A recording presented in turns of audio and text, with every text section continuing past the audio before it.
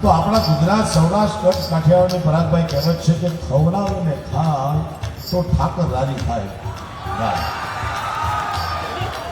બધાને ખવડાવીને ખાય તો ઠાકર રાજી થાય. તો આવડા બધાને ગવડાવીને ગાય તો ભમત ઠાકર કેવું રાજી થાય.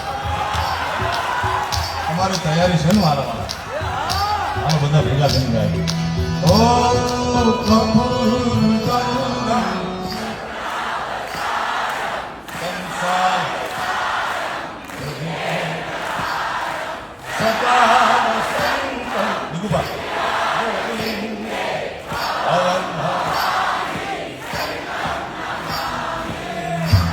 બાપુ થઈ ગયું હજુ 10% બાકી રહી ગયા. એટલે ભલું થશે, તમારું થશે, તમારા ઘરના થશે ભાઈ. એક વાર એવું હજી મારો બાપ